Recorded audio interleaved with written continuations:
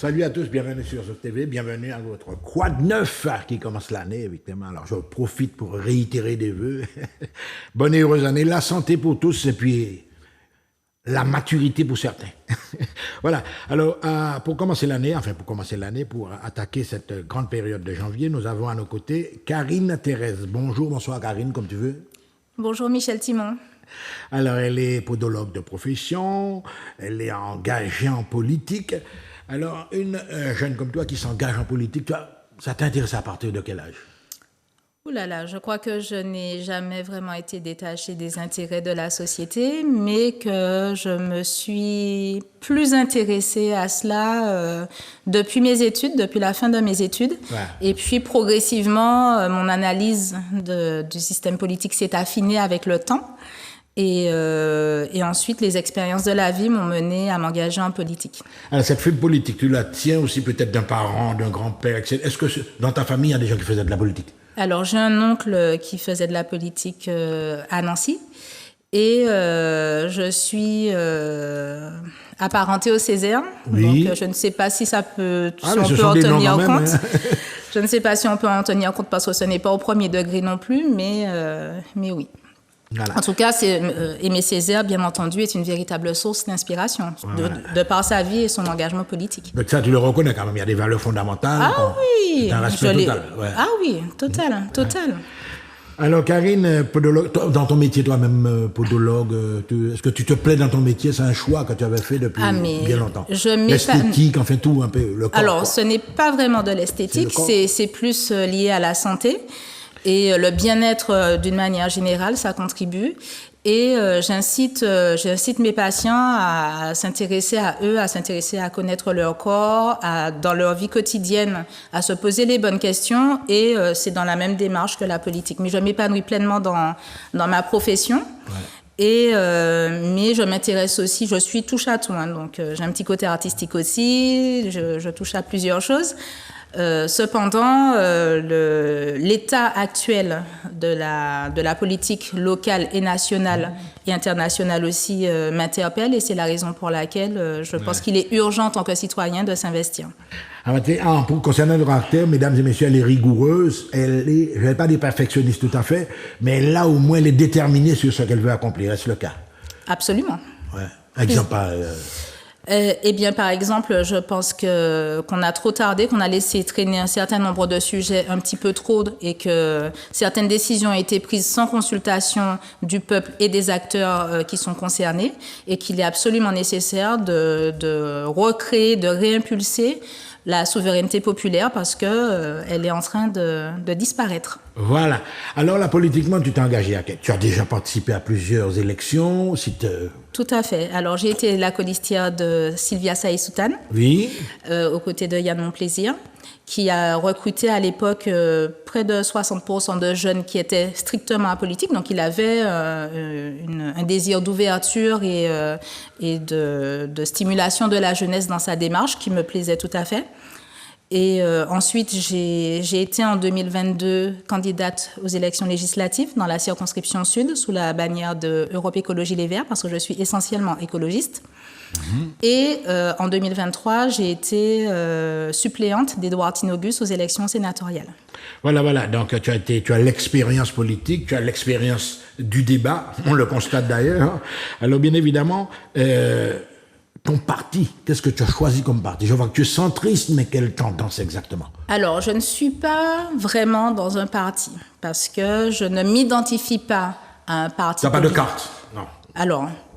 Je suis au comité Utile Martinique. Le comité Utile, c'est une association citoyenne qui se bat pour de la démocratie participative, donc pour que l'on investisse le peuple dans les décisions qui sont prises pour lui, parce qu'à la base, les services publics sont censés travailler pour le peuple et non différemment. Et donc, du coup, il est nécessaire que le citoyen lambda puisse avoir des réponses, puisse avoir un service à la hauteur de ce qu'il investit dans la société. Alors, justement, en matière de bilan, je parle de ton dernier Utile, etc. Quel bilan vous avez? Est-ce que vous avez déjà mené des actions vraiment à résonance, à forte résonance? Ouais. Alors, le comité Utile a été créé et inauguré le 26 août 2023. Donc, pour le moment, nous sommes en train de structurer notre association. Il est très important que nous puissions recruter des personnes qui ont envie de s'investir en politique et de peser de plus en plus dans le débat, que l'on arrête avec une concentration des pouvoirs, que l'on réinvestisse le peuple dans la prise de décision et qu'on puisse enfin prendre les bonnes décisions en Martinique, parce que comme les choses sont faites de manière très unilatérale, hein, c'est ce que les gens ressentent, en tout cas c'est ce qu'ils me disent, c'est ce qu'ils nous disent, parce qu'il y a vraiment beaucoup de concertation, eh bien les gens vivent avec de plus en plus d'injustice et d'inégalité.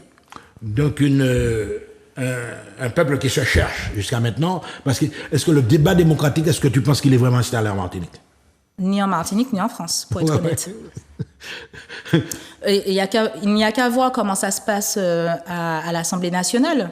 Il n'y aurait pas eu tout ça de 49.3 si les représentants du peuple avaient la possibilité de s'exprimer sur un certain nombre de choses. Il y en a eu 23 en 2023, je ne sais pas si c'est un hasard, oui. mais en tout cas, c'est un échec de la part du gouvernement de devoir passer par ce genre de subterfuge pour imposer des décisions qui sont prises de manière unilatérale. Le président a nommé récemment, hier, en fait, cette semaine, un nouveau Premier ministre. On a eu quand même Gabriel Attal, on va parler un petit peu de lui. Alors, mais celle qui vient de quitter la place, Elisabeth Borne, quand même, elle a usé du 49.3 pendant plus d'une vingtaine de fois. 23 fois, très 23 exactement. Fois, tu attribues ça à quoi? C'est un manque de personnalité, elle n'avait pas assez de moyens. Mais ce n'est pas de son propre... Il n'y a pas de majorité réelle, finalement. Ouais. Alors, je pense qu'Emmanuel Macron sait qu'il n'est pas apprécié par le peuple et qu'il abuse de ces moyens-là, puisqu'il a la possibilité d'utiliser ces cartes-là. Mais dans la précédente configuration de son mandat, il avait la majorité à l'Assemblée nationale. Donc, il lui suffisait de faire des ordonnances et ces décisions passaient. Wow. Comme il n'a pas la majorité factuellement, et s'il sait que les groupes centristes, tels que Lyot, qui est associé à Utile, ne vont pas voter ces décisions, eh bien, il appuie avec le 49.3 et comme il sait que le RN, le Rassemblement national, vote quasi systématiquement ces décisions avec la complicité de Renaissance et des Républicains, voilà, donc la conjoncture est différente pour ce mandat-là et il se sent obligé pour asseoir ces décisions, de passer par le 49.3. Mais les décisions ne sont pas prises pour le peuple. Ah ouais. Le peuple n'y adhère pas, sinon il n'aurait pas été obligé de passer par ces subterfuges. On peut dire quand même que le 49.3, c'est une ordonnance, mais en fait qui a la forme d'un décret. C'est-à-dire, clac, le gouvernement prend une décision et puis pas discuter, quoi. Exactement. Quand je dis que c'est vraiment imposé, c'est qu'on ne peut pas discuter des textes, on ne peut pas revenir sur un certain nombre de clauses, et c'est très très grave parce que ça tue les discussions autour de la démocratie, ça tue la vie que l'on a apportée aux décisions qui sont prises, et c'est implacable. Voilà, mais justement, là on va préciser, toi tu es, comme je vois, tu es bien versé en la matière, donc la Constitution quelque part a prévu des garde-fous pour pouvoir sécuriser le pouvoir. Le 49.3, c'est... Enfin, alors, on a la possibilité de passer par le 49.2 pour la motion de censure, mais là encore, s'il n'y a pas suffisamment de députés à l'hémicycle au moment de la motion de censure et de députés qui signent, c'est compliqué. Par exemple, le groupe Lyot avait fait une motion de censure contre la réforme des retraites qui n'est pas passée à 9 voix près. 9 voix. Ça frisait, quoi. Donc voilà. Et d'ailleurs, nos députés de Martinique, nos 4 députés, avaient voté cette motion de censure avec le groupe Lyot. Ouais, alors finalement, je vois que le débat est riche, mesdames et messieurs, elle a le sens de l'argumentaire. Alors justement, nos députés, en général, qu'est-ce que vous pensez de leur attitude à l'Assemblée? Ils sont des bénis oui, ils suivent, comment ça se passe? Vous êtes assez... Vous avez peur de vous prononcer? Enfin, on ne cite pas de nom. Je n'ai pas peur de me prononcer. Je pense que... Alors, pour avoir été à l'Assemblée nationale, la fois où j'ai été à l'Assemblée nationale, je n'en ai vu aucun malheureusement. Il y en a certains qui sont plus engagés que d'autres, on va dire ça comme ça. Je pense qu'il y a des choses très, très importantes pour la société martiniquaise, des valeurs à défendre, des injustices qu'il faut traiter, des inégalités par rapport au traitement et à la déconsidération que nous avons de la part de l'Hexagone.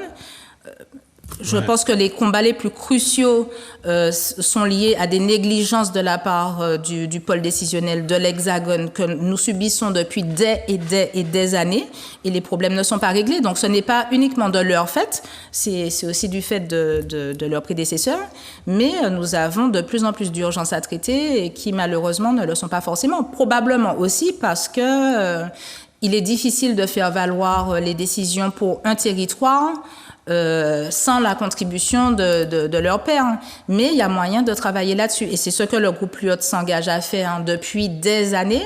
Parce que quand il y a des adaptations des lois spécifiques à des territoires, les députés de tout bord, sauf des extrêmes, parce qu'on ne pactise pas avec les extrêmes, s'arrangent pour faire passer des textes et votent ensemble pour l'amélioration des conditions sur leur territoire. Là, on va évoquer, enfin pas évoquer, on va parler de cette fameuse réunion du samedi 13, autrement dit, on est arrivé là, justement, à partir de 15h30, ça va se passer à l'étage du Resto Le Thibault, à Place d'Armes, etc. Alors, l'appel est lancé, mais qu'est-ce que vous allez proposer aux adhérents Alors, premièrement, c'est un meeting de rencontres et de discussions. Donc, c'est pour faire connaissance, c'est pour aborder aussi, parce qu'on vient d'être créé, donc il faut que les gens apprennent à connaître nos orientations, nos axes de travail. On va consulter, on va consulter la vue aussi du peuple sur les problématiques, parce que je pense que c'est aussi parce que le peuple n'est pas écouté qu'il y a autant d'injustices et autant d'inégalités. Donc, il est très important que l'on puisse avoir des informations. Mais de toute façon, les membres du comité utile sont en relation avec le peuple. Donc, on a déjà un certain nombre d'informations. Quand tu m'as dit en relation, vous êtes sur le terrain des fois aussi. Vous parlez avec les gens tout le temps. Bien sûr. Ouais. Moi, en tant que professionnel de santé, oui, déjà naturellement. Mais bien sûr. Ouais. Et puis, lors des consultations, les consultations sont quand même relativement longues. Donc, on a le temps de discuter d'un certain nombre de choses. On voit bien que la situation se détériore pour tout le monde, à l'exception des oligarques. Mais les choses se dégradent et il y a beaucoup d'injustices, il y a beaucoup de choses extrêmement graves qui se passent en Martinique. Ouais, alors, c'est discussion, c'est-à-dire, c'est pas un truc docte, c'est-à-dire, on va dire comme ça, si vous n'allez.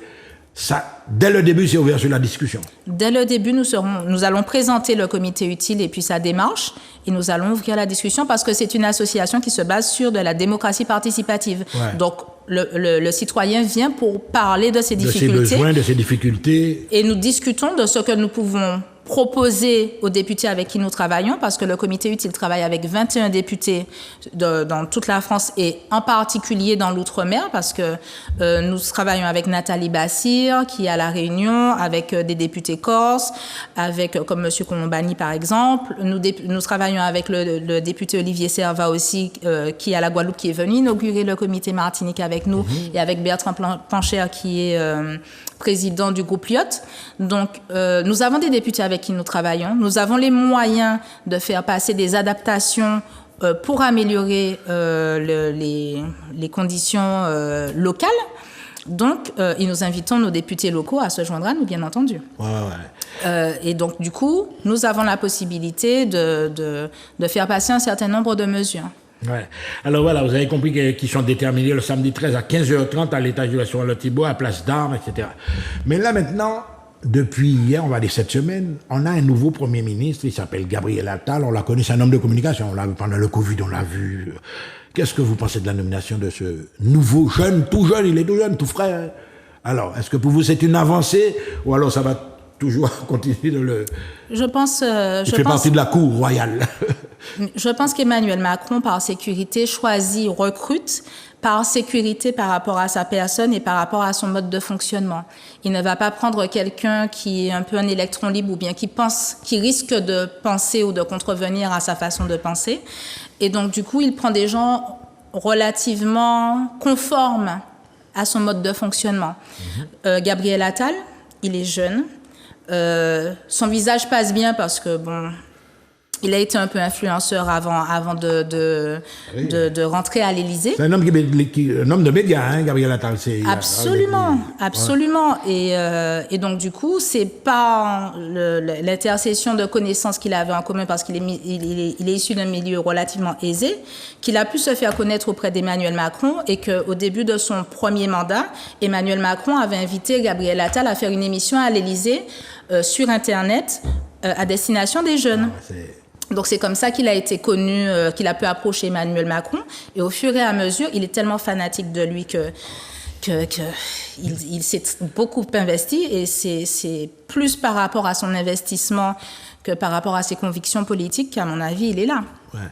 Mais justement, Karine, avec le visage de Gabriel Attal, etc., toi, Karine, vous êtes jeune, est-ce que c'est un passage de témoin entre une génération et une nouvelle génération de politique, une autre manière de voir la politique? Est-ce que tu penses que ça fait partie du plan aussi? Je ne pense pas. Je pense que c'est essentiellement de l'apparence, pas par rapport au fait qu'il soit inexpérimenté, parce qu'il a la possibilité... Pas concernant Gabriel Attal forcément, mais en général, ça se rajeunit, on a Giovanni, etc. Il y a la jeunesse. Mais je pense que nous avons besoin de renouvellement de la classe politique sur tous les plans. Cependant, on s'est lourdement trompé sur Emmanuel Macron, qui fonctionne hors des intérêts du peuple. Hein. Il a eu à le prouver à plusieurs reprises, sinon il n'aurait même pas utilisé les ordonnances et le 49.3. Il n'y a jamais eu autant d'inégalités dans toute la France, pas qu'en Martinique, que maintenant. Ouais. Il n'y a jamais eu autant de personnes à la rue. Il n'y a jamais eu autant de dégâts dans le service public que maintenant, alors qu'on paye de plus en plus pour de moins en moins de services publics. Pas que sur le plan de la santé, sur tous les plans, sur le plan administratif, l'école, l'état de l'école. J'étais en octobre en réunion avec les députés à l'Assemblée nationale. J'ai assisté à une séance à l'hémicycle. Il y avait 2 textes principaux, c'était suite à la pendaison malheureusement d'un enfant qui était harcelé la semaine précédente. Et il y avait un texte qui était extrêmement bien fait par une députée PS de la NUPES contre le harcèlement scolaire. Mais dites-vous que comme il a été proposé par une députée NUPES, il n'est pas passé, alors qu'il ne s'agit pas de philosophie, de philosophie politique, ni d'axe économique. Il s'agit de la sécurité des enfants. Il a été strictement, il n'a même pas été discuté, les amendements n'ont même pas été discutés, alors que ça permettait d'avoir une trame pour responsabiliser de tous les côtés, y compris dans l'administration jusqu'à l'éducation nationale, de l'acteur scolaire, que ce soit le surveillant, l'enseignant, le chef d'établissement, etc. Du côté ça donnait aussi la marche à suivre du côté du harcelé et du côté du harceleur, avec une gradation du niveau de gravité. Eh bien non, ce n'est pas passé. Et en attendant, les problèmes s'exacerbent. Mais ça ne date pas d'aujourd'hui, ça fait des années qu'il y a des problèmes dans le système scolaire. Mais comme on ne consulte plus les acteurs d'un domaine avant de prendre des décisions qu'on leur impose, alors que les gens qui prennent les décisions, ce ne sont pas ceux qui sont sur le terrain. Donc ils ont une méconnaissance des facteurs qui jouent là-dessus. Ils ont une méconnaissance de l'impact de leurs décisions. Et c'est ce que l'on conteste comme méthode depuis des années dans tous les domaines. Oui, mais ce que vous dites là, que c'est très, très, très important, le monde de l'éducation nationale notamment. En fait, je me rappelle à mon époque, tu as les bulletins officiels, donc tout part du gouvernement. Donc, au pénitent de ces nationalistes, tout essayer d'expliquer les Arabes, tout ça, non, tu contrôles sur eux. Non, mais ça, dire dans le même ordre d'idée, Karine, le retour des dictatures, tu constates finalement dans le monde que l'ordre du monde a changé. Donc, est-ce que ça t'inquiète aussi? Alors, ça m'inquiète parce qu'il y a beaucoup de dissonances cognitives.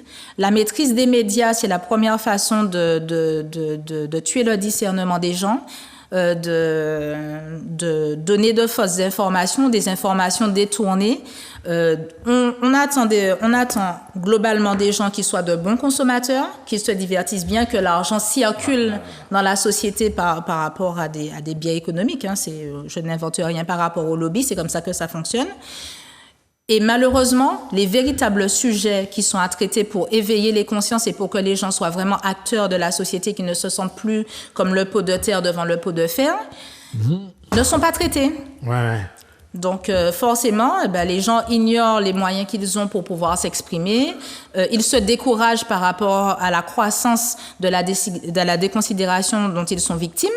Et malheureusement, la France est dans un état plus qu'alertant.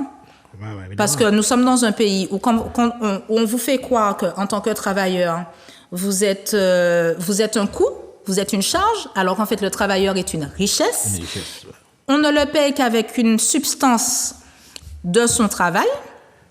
Une fois qu'on l'a payé, il faut retirer l'URSSAF, les cotisations de retraite, la CSG, l'impôt sur le revenu. Une fois qu'on a retiré tout ça, avec un peu de chance, il lui reste 50% ou 40%. Et sur les 40%, il faut retirer la TVA et l'octroi de mer pour nous ici. Donc, l'octroi de mer encore, c'est un autre sujet, tout à fait discutable. Mais là encore, on voit qu'on est le pays le plus fiscaliste et qu'en plus de ça, les gens ne vivent pas de leur travail. Moi, je parle avec des personnes de toute génération. Toi, tu es dans le privé, c'est... Je suis dans le privé, mais je ne suis pas mieux lotie que quelqu'un qui est salarié. Faut pas croire. Quand on est dans le privé, c'est un autre mode d'esclavage parce que moi, je ne travaille pas aux 35 heures. Ça n'existe pas chez moi. Si je travaille aux 35 heures, je ne finis pas de payer mes charges. Il m'en faut au moins 50 ou 55 pour payer mes charges. Donc, ce que je veux dire par là, c'est qu'on culpabilise les gens. On leur fait croire que le chômage, parce que le chômage a un rôle, plus il y a de chômage, plus on va abaisser la considération qu'on a du niveau de compétence des gens, donc on va les payer moins cher. Et puis, on va créer des tensions sur le marché de l'emploi volontaire pour continuer à payer les gens au rabais. Et puis après, on va s'étonner qu'il y ait une fuite des cerveaux dans les autres pays. Mesdames, messieurs, vous constatez qu'elle est vraiment déterminée. Le rendez-vous, c'est le samedi, 13 samedi, à 15h30 à l'étage du resto Le Thibaut à Place d'Armes. Alors, Karine, mais je vais vous laisser diffuser votre message. Ce fut un plaisir. Le flyer qui passe. Ouais. Eh bien, j'invite le public. J'invite toute la Martinique, élus et citoyens, tous ceux qui ont envie d'apporter leur pierre à l'édifice, parce que il ne faut pas attendre d'être élu pour pouvoir agir pour son peuple. Alors, je suis déterminée avec mon équipe à me mettre à votre service et puis au service de la Martinique pour améliorer les choses et que nous puissions tous vivre dans de meilleures conditions. Voilà, mesdames et messieurs, je pense que c'est un bel exemple de détermination. À très bientôt sur Zouk TV.